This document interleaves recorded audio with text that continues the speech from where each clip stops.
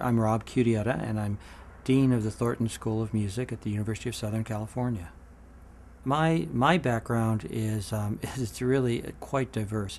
I was a high school choral director in the Cleveland, Ohio area, but I've also been very involved as an electric bass player in popular music and jazz, and so I have the choral experience, but I also have more of a contemporary influence. So I have worked for many years as a studio musician, as a working musician, but also even after leaving high school teaching, I was still a choral director, church musician for 30 years. And so I have quite a diverse background. I think that helps in a school like this. The Thornton School is very unique. It has a 4-point mission, and I take this mission very strongly. The first part of the mission is that we really cater to providing education for the best students. And we like to say that we would like the top 5% of musicians to be here. So all of our instruction is geared towards a very, very high quality musician. But because we're USC, it also has to be a person who's academically very, very able. So that's the first thing, and that drives what we do. The second part of the mission is that our curriculum and our programs reflect the musical culture of Los Angeles. And again, that's unique because Los Angeles has its very own idea of what the arts are about. And that's whether you're looking at the LA Philharmonic, or you're looking at the LA Opera, or you're looking at Hollywood. Those are all very, very unique aspects that are different than other parts of the country. So all of our programs try to reflect that. We like to say that the walls between us and the community really are very, very fluid. Then the last two parts of the mission are to enhance the campus, which we do a very, very good job of reaching out to other students, majors, making sure there's opportunities for them, and then supporting our faculty as leaders. And we have, if you look across our faculty, we have many, many people who are considered at the top of their profession. Service is very important to USC in general. Because we are an urban campus, we're right in downtown Los Angeles. The idea is that it's important for us to not shun our outside community, but to embrace it. And that's not just lip service here. Students are all encouraged to be involved in the surrounding community. We have, any given semester, we have about 90 music majors who are involved with community projects around here, using their skills to go into schools, to go into community centers, to provide lessons, things of that nature. It's a very, very big part of being at USC. And again, because of where we are, I think that just makes so much sense. It'd be easy for us to put big fences around the campus and protect our students. And instead we do just the opposite. Well, we protect our students, but we send them out into the community. And that way it's a very good relationship. Midori, when she came on the faculty 3 years ago, started a program called Community Engagement for Musicians. And the purpose of that program is to attract professional musicians, primarily classically trained musicians, to come and work with her on how to reach out into the community. That's her passion, to bring music to the people. And as an example, she has worked very hard, as she said, to close down our recital halls. She wants to do recitals. So here's Midori, who will do a recital in the library, or will do one in the bookstore. And so that's just on campus, but then going outside the campus. So professionals come to campus to work with her. That's once a year. It's a seminar that happens. Then the rest of the time, the center is a resource base for professional musicians who want to go into other kinds of environments. Because we're a professional school, and because we do cater to really a very, very high quality musician, we believe very strongly in the whole idea of artist-teacher. And our faculty, I think, exemplifies that. When I'm talking with faculty, we always know when I'm hiring somebody that they're one of the predominant people in the world musically. So it's my job to figure out what are they like as teachers, and I take that very, very seriously. And there are those people who can do both and do both at a very high level, and I like to pride ourselves that they're here. And then that permeates down into our students. To show you how much we believe in that concept, we, about 4 years ago, shut down our traditional music education program because it wasn't really, it was in the model of what most schools are, and it was a different curriculum than the performance majors, et cetera, and that didn't tie into our belief that even in the public schools there should be artist teachers, especially when you have people who are in magnet schools, arts magnets and things, that you need that. And so what we have now is a program where students who are interested in teaching, when they're in their senior year, can apply to a 1-year immersive program. And then this 5th year, then they're in the schools, and they, in that 1 year, they learn to be teachers and get certified to be teachers. But it's very little of it is taught here on campus. It's right from the start. They're in the schools, and I think that it opens up doors, first of all, because first of all they have a performance degree. So nobody could ever accuse them of not just being great musicians. But more importantly, it's so hard, for example, for a jazz student to go into traditional music education because it's so based on band and choir and general music and orchestra. So somebody who's outside of that mold can't get into the programs usually, or has to jump through so many hoops that it's not worth their while. Here, any student who has a degree in music can do that. It means it opens it up to our studio guitar majors. It opens it up to our jazz students. It opens up to our composition students. I don't know of any other school where a composition student could be certified to teach music K-12. So again, it ties into, we live the belief of the artist teacher. Technology, we're obviously in a very interesting time with technology. And how is it impacting? Well, it's impacting us the way it's impacting everything. I mean, the web has become a part of instruction, and naturally PowerPoint, those kinds of things have. But I think that would be the same if you were an English major or anything else.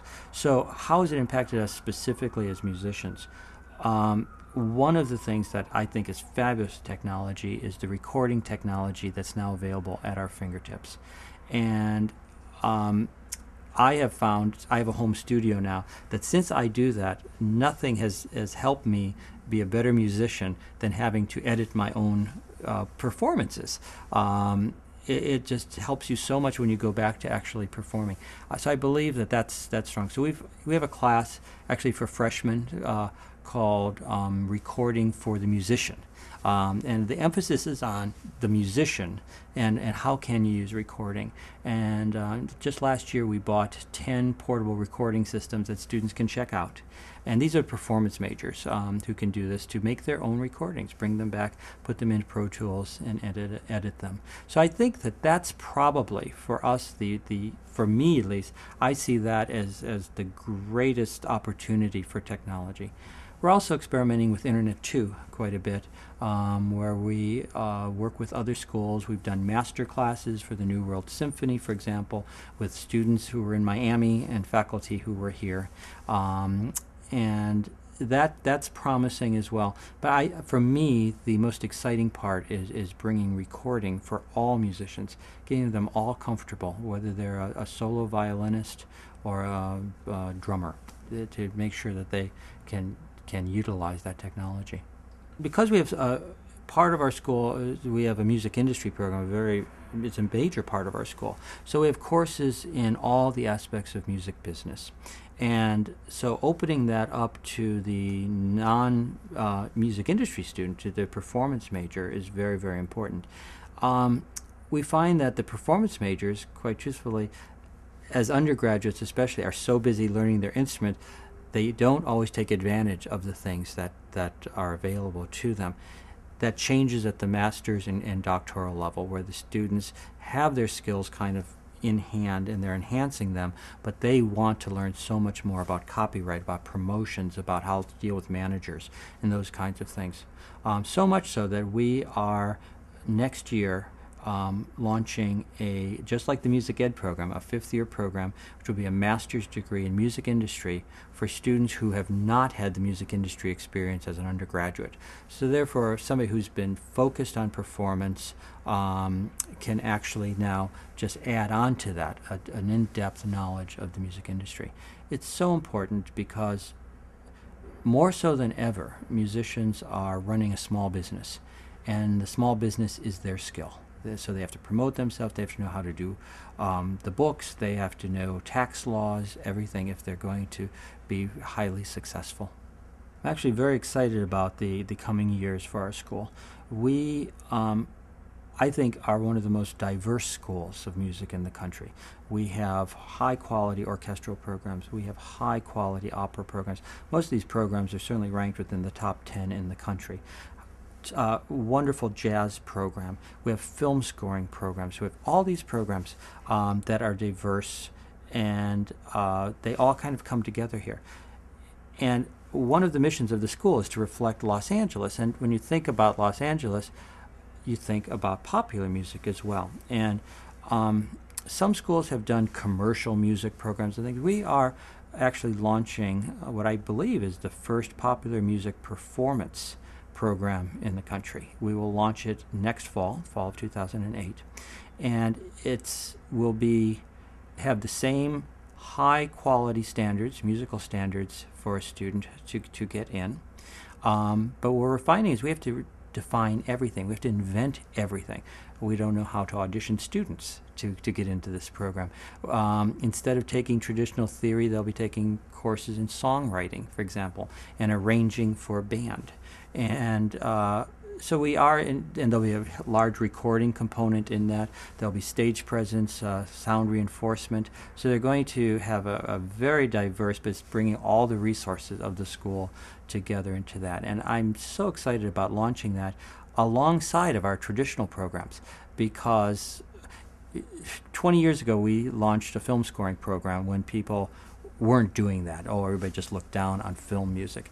And now I think most people would regard that we have the #1 film scoring program in the country, and I get calls all the time, people wanting to come and visit because they want to start a film scoring program at their school. I think this is going to be the same thing, that if we do it right and we do it at the same high quality, we will have that. And people say, are we trying to create the next Britney Spears?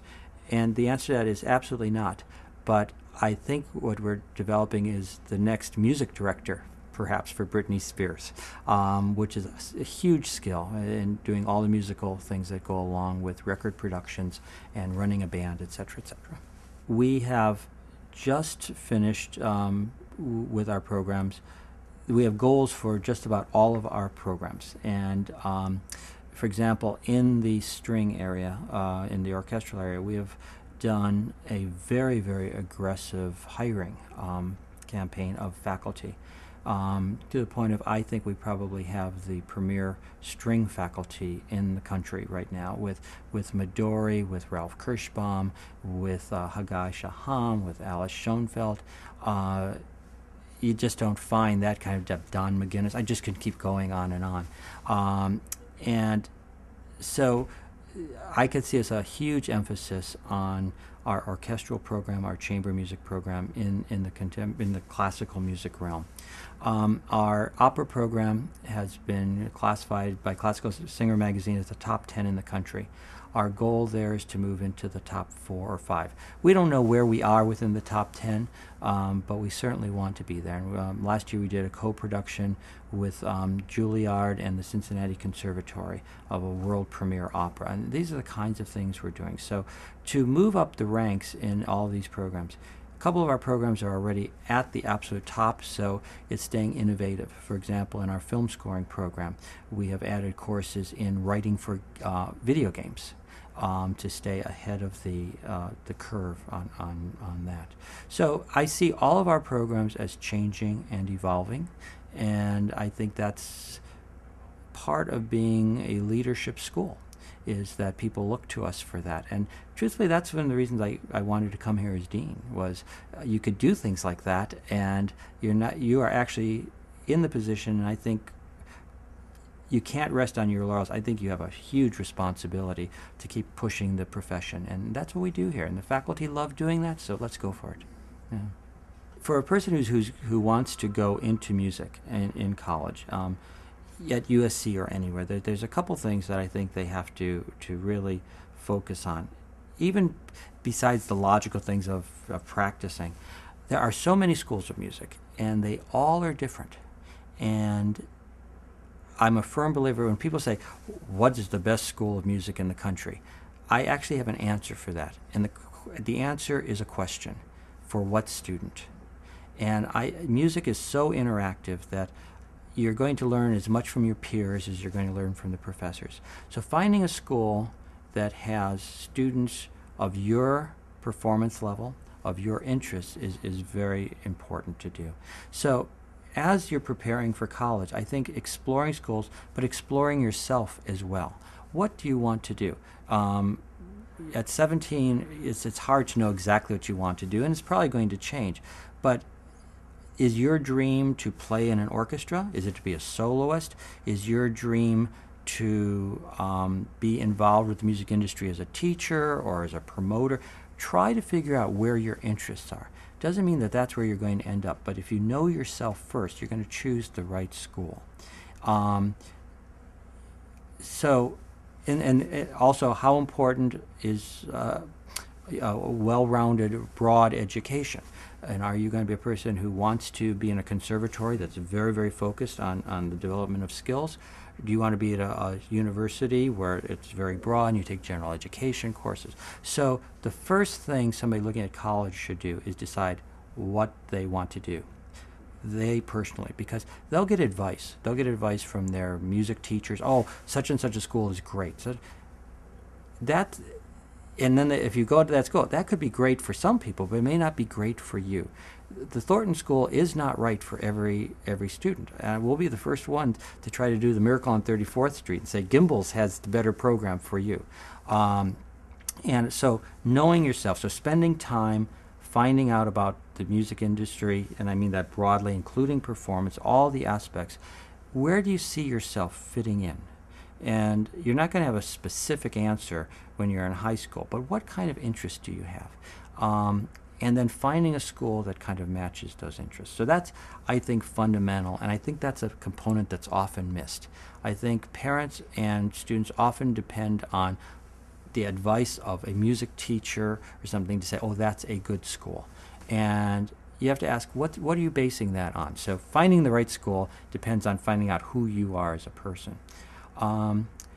Then the other part is then preparing for that.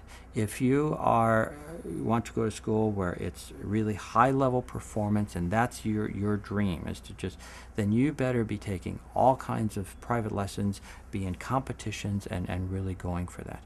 If your goal is much more, oh yeah, I love musicology, or I want to be a music historian, then you need to be developing those kinds of skills. And then finding out what the schools are looking for in the audition application. So, for example, at our school, we have a very, very specific repertoire that you must audition on. And so it's very important you start working on that probably in your junior year of high school to start getting that. Other schools have different things. Well, just do one of these or one of these. So find out about the school and start focusing. But I think really the self-searching and then from that, finding schools that match your interests is what's really important. And that starts in your junior year, I would say. Auditioning for anything, but auditioning for a school of music, it's terrifying. There's just no doubt about it. I've been impressed at all the universities I've been at how sensitive faculty are to that it's a very, very threatening, especially for the undergraduate.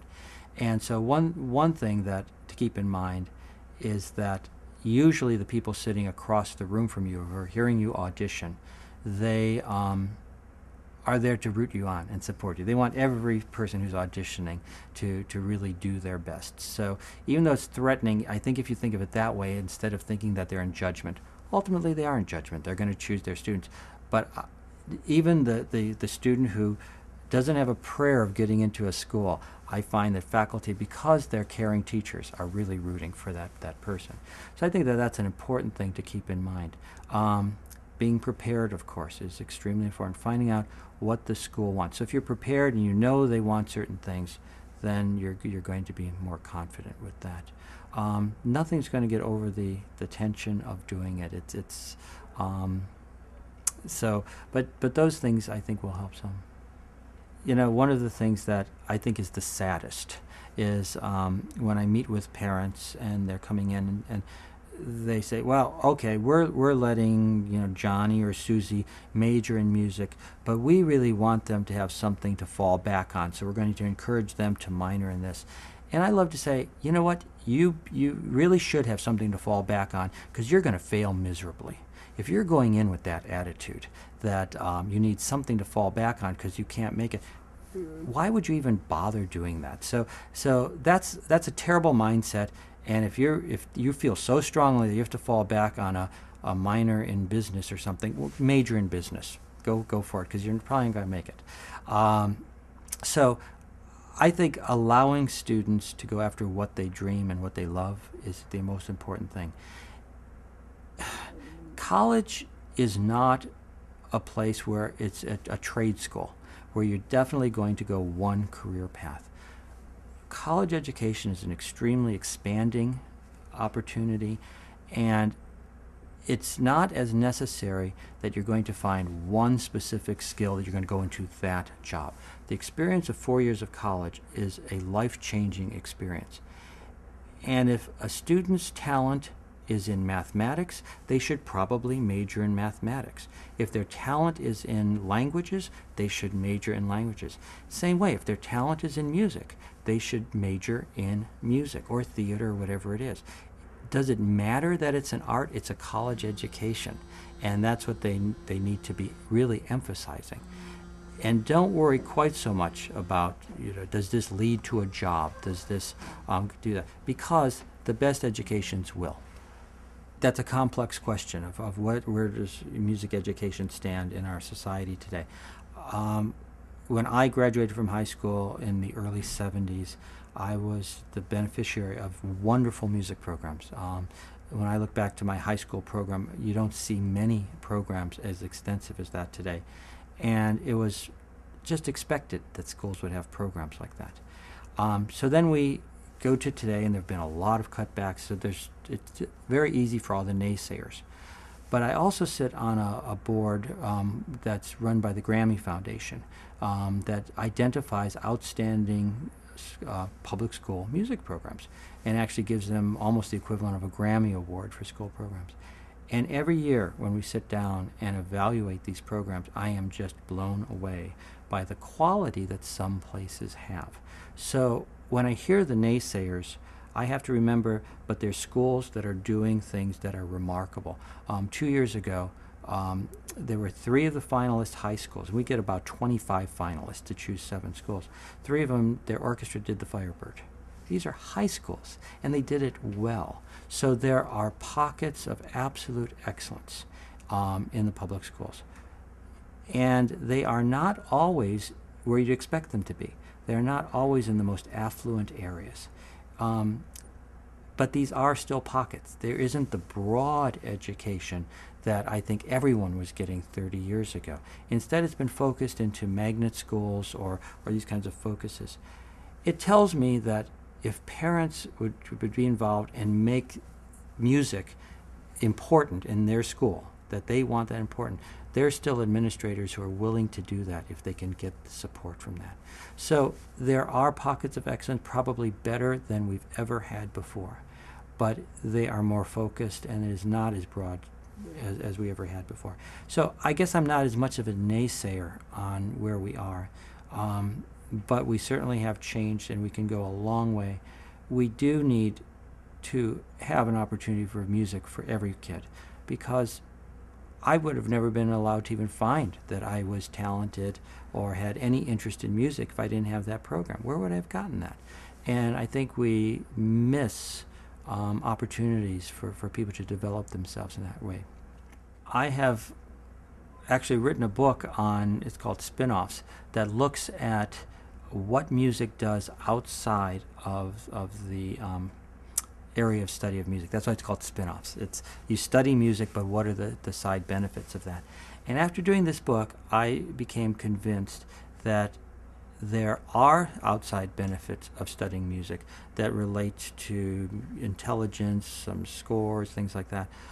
But probably, if that's why you're going to study music, there's probably better ways to get those scores up. If you want better math scores, instead of spending that time practicing your trumpet, spend that time doing multiplication tables. There are much more efficient ways to get that up. If we depend on that as the justification for doing music, I don't think it works at all. I like to think of it instead as intelligence is maybe like a circus tent. And if you have one pole up, it's going to be just as tall as it would if you had many poles up, but it's not going to have any kind of volume inside at all. And that's what I think happens when we focus on maybe one aspect or two aspects of education. If it's just reading or language skills and just math skills, we have the tent as high as we would anyway, but there's no breadth to it at all. Instead, I think we have all these poles and we develop them. It's just as high, but it's broader. And that's what music and a lot of other studies do for us. Then, that is truly making a person smarter.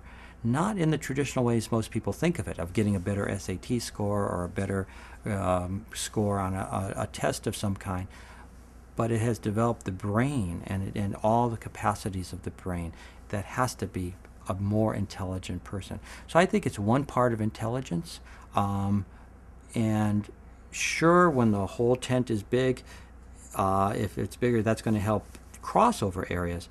But that's not the reason you do it. You don't broaden the tent to see if the middle pole got taller. You broaden the tent because you broaden the tent. And it just makes the whole inside more usable. If that's your brain, you have more to pull on. I am very excited about how we have decided to do music education here.